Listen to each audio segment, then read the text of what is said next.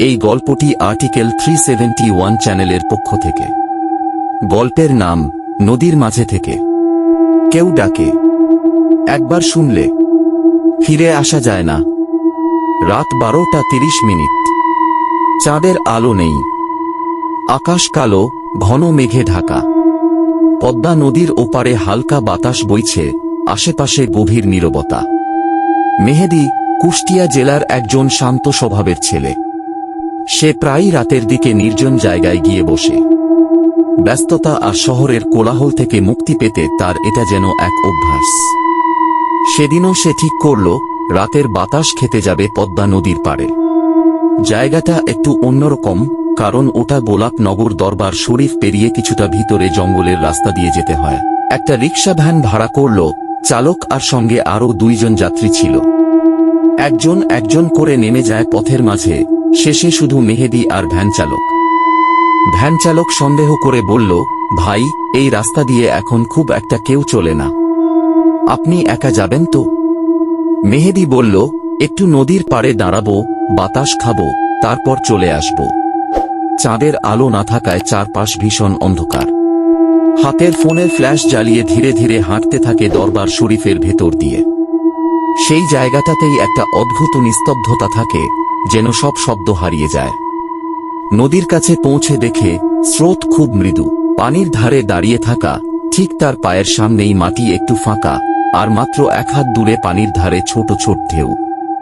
চোখে পড়ে কিছু নৌকা বাঁধা, আর দূরে ঝাপসা আলোয় হার্ডিঞ্জ ব্রিজ আর লালন শাহ সেতুর ছায়া। সেই নির্জন জায়গায় দাঁড়িয়ে থাকা অবস্থায় সে নিজের ফোনটা সাইলেন্ট করে পকেটে রাখে।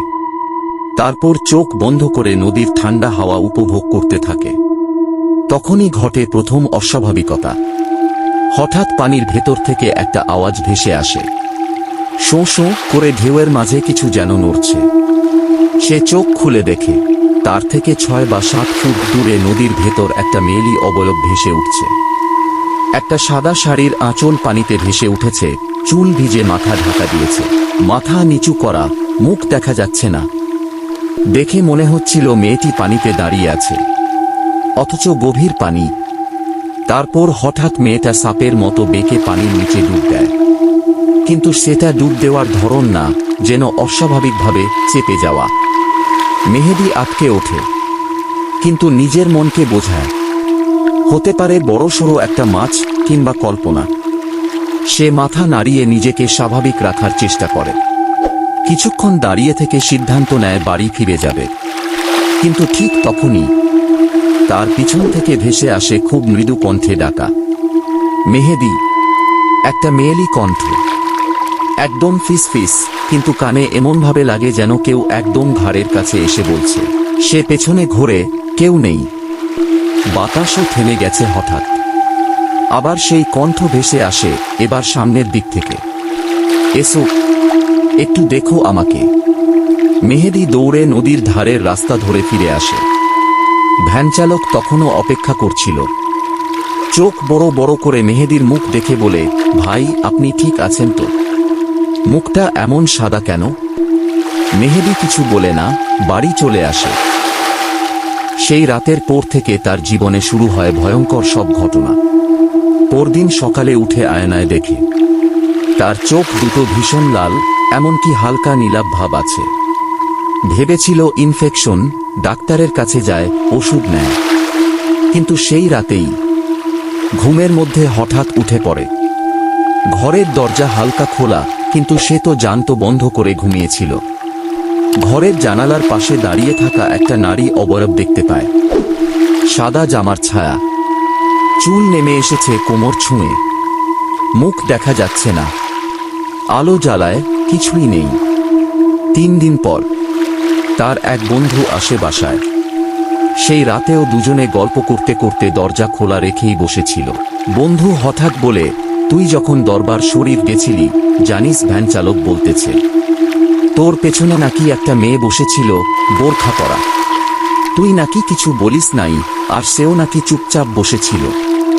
মেহেদীর শরীরের রক্ত যেন জমে যায়। সে তো একা গিয়েছিল, তার পিছনে কেউ বসেছিল। এরপর প্রতিদিন রাতে একই কণ্ঠ শোনা যায়, তুই তো এসেছিলি, আমি তো ডেকেছিলাম। আয়নায় নিজের মুখ দেখে মনে হয় পেছনে কেউ দাঁড়িয়ে আছে। পানির কল চলতে থাকে নিজে নিজে।